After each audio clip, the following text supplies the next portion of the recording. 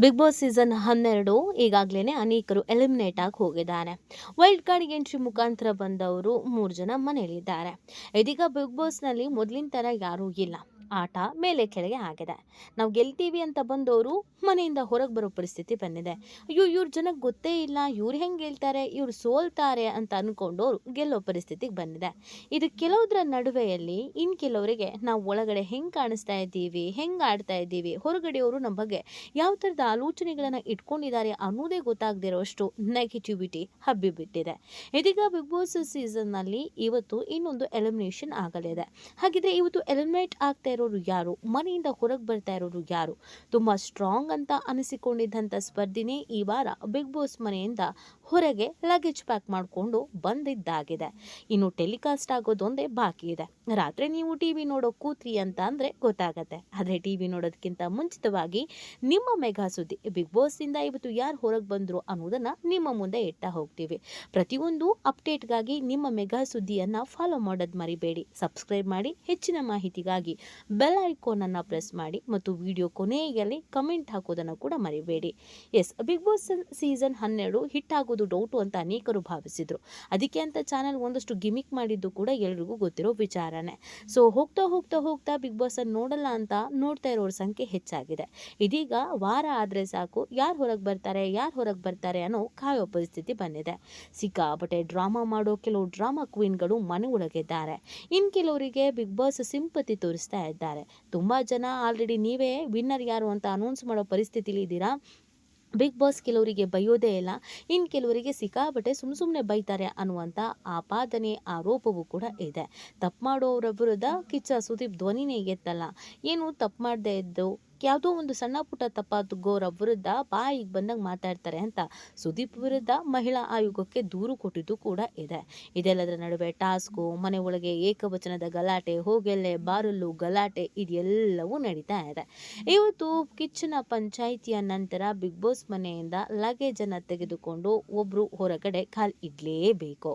ಆ ಹೊರಗಡೆ ಕಾಲಿಡ್ತಿರೋ ವ್ಯಕ್ತಿ ಬಗ್ಗೆ ಎಲ್ರಿಗೂ ಅಯ್ಯೋ ಇವರು ಬಿಗ್ ಬಾಸ್ ಮನೇಲಿ ಇರ್ತಾರೆ ಅಂತ ಕಾಣಿಸುತ್ತೆ, ನೋಡೋದಕ್ಕೂ ಕೂಡ ಚೆನ್ನಾಗಿದ್ದಾರೆ, ಮುದ್ದಾಗಿದ್ದಾರೆ, ಈ ಬಾರಿ ಸೀಸನ್ ವಿನ್ ಆದ್ರೂ ಕೂಡ ಆಗ್ಬೋದು, ಒಳ್ಳೆ ಸ್ಟ್ರಾಟಜಿಗಳನ್ನು ಮಾಡ್ತಾರೆ ಅಂತ ಅನ್ಕೊಳ್ಳಲಾಗಿತ್ತು. ಅವ್ರು ಬಂದ ಮೊದಲ ವಾರದಲ್ಲಿ ಅದು ನೋಡಿದವರು ಹಾಗೆ ಅನ್ಕೊಂಡಿದ್ರು. ಆದ್ರೆ ಅದ್ಯಾಕೋ ಗೊತ್ತಿಲ್ಲ, ಹೋಗ್ತಾ ಹೋಗ್ತಾ ಹೋಗ್ತಾ ಅವರ ಆಟದ ವರಸೆಯೇ ಬೇರೆ ಆಯ್ತು. ನೋಡೋದಕ್ಕೂ ಕೂಡ ಮಜಾ ಅನಿಸ್ಲಿಲ್ಲ. ತುಂಬಾ ಇರಿಟೇಷನ್ ಅನ್ಸೋಕೆ ಶುರುವಾಯ್ತು. ಅಯ್ಯೋ ಯಾಕಾದ್ರೂ ಇವ್ರು ಮಾತಾಡ್ತಾರೋ ಅನ್ಸೋಕೆ ಶುರುವಾಯ್ತು. ಅಂತ ವ್ಯಕ್ತಿಯನ್ನ ಇದೀಗ ಬಿಗ್ ಬಾಸ್ ಮನೆಯಿಂದ ಹೊರಗೆ ಹಾಕಲಾಗಿದೆ. ಇವತ್ತು ಸಂಜೆ ಟೆಲಿಕಾಸ್ಟ್ ಆದಾಗ ಆ ವ್ಯಕ್ತಿ ಯಾರು ಅನ್ನೋದು ನಿಮಗೆ ಗೊತ್ತಾಗತ್ತೆ. ಆದ್ರೆ ಯೋಚನೆ ಮಾಡಬೇಡಿ, ಮೆಗಾ ಸುದ್ದಿ ಈಗಲೇ ಹೇಳ್ತಾ ಇದೆ. ಹೌದು, ಈ ವಾರ ಬಿಗ್ ಬಾಸ್ ಮನೆಯಿಂದ ಹೊರಗಡೆ ಬರ್ತಾ ಇರೋದು ಬೇರೆ ಇನ್ಯಾರೂ ಅಲ್ಲ, ಅದು ರಿಷಾ ಗೌಡ. ಹೌದು, ರಿಷಾ ವೈಲ್ಡ್ ಕಾರ್ಡ್ ಎಂಟ್ರಿ ಮುಖಾಂತರವಾಗಿ ಬಿಗ್ ಬಾಸ್ ಮನೆ ಒಳಗೆ ಹೋದಾಕೆ. ಬಿಗ್ ಬಾಸ್ ಮನೆಗೆ ಹೋದಾಗ ರಿಷನ ಬಗ್ಗೆ ಎಲ್ಲರೂ ಅನ್ಕೊಂಡಿದ್ದು ಪರವಾಗಿಲ್ಲ, ಹೊರಗಡೆ ಇದ್ದು ಎಲ್ಲವನ್ನ ತಿಳ್ಕೊಂಡೇ ಬಂದಿದ್ದಾರೆ. ಆಟ ಹೆಂಗೆ ಆಡಬೇಕು, ಯಾರ ಜೊತೆ ಇದ್ದು ಆಟ ಆಡಬೇಕು, ಆಟ ಆಡೋದ್ರಿಂದ ಆಗುವ ಲಾಭ ಏನು, ಇದೆಲ್ಲವನ್ನ ತಿಳ್ಕೊಂಡು ಬಂದಿದ್ದಾರೆ ಅಂತಾನೆ ಭಾವಿಸಲಾಗಿತ್ತು. ರಿಷಾ ಮಾಡಿದ್ದು ಕೂಡ ಹಾಗೆ. ಬರ್ತಿದ್ದಾಗೆ ಅಶ್ವಿನಿಗೆ ಕ್ಲಾಸ್ ತೆಗೆದುಕೊಂಡ್ರು, ಧ್ರುವಂತಿಗೆ ಕ್ಲಾಸ್ ತೆಗೆದುಕೊಂಡ್ರು, ಜಾಹ್ನವಿಗೆ ಕ್ಲಾಸ್ ತೆಗೆದುಕೊಂಡ್ರು.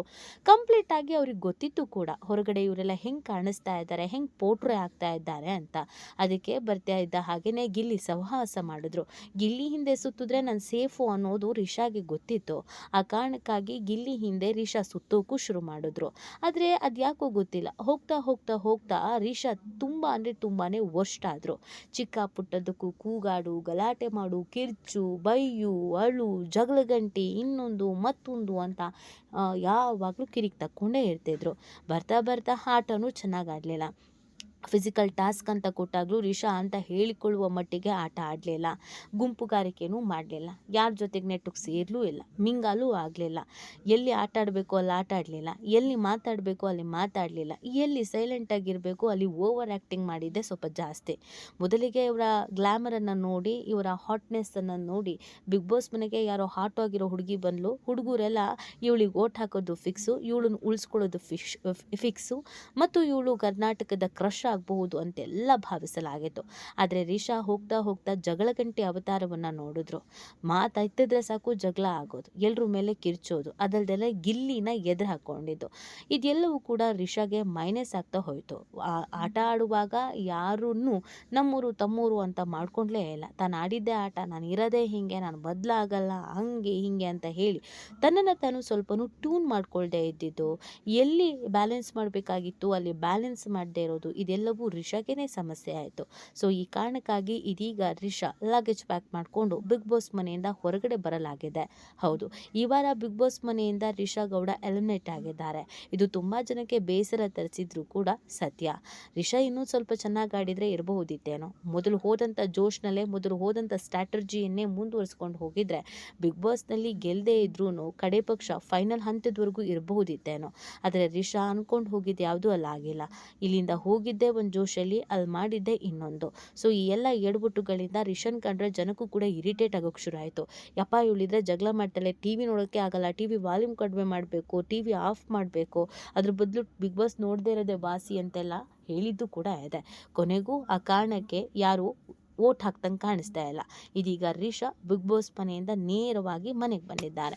ಈ ಬಗ್ಗೆ ನಿಮ್ಗೇನು ಅನ್ಸುತ್ತೆ? ರಿಷಾ ಬಂದಿದ್ದು ಕರೆಕ್ಟಾ, ಬೇರೆ ಇನ್ಯಾರಾದರೂ ಬರಬೇಕಿತ್ತಾ? ನಿಮ್ಮ ಅನಿಸಿಕೆ ಅಭಿಪ್ರಾಯವನ್ನು ನೀವು ಕೂಡ ಕಮೆಂಟ್ ಮಾಡಿ ತಿಳಿಸಬಹುದು.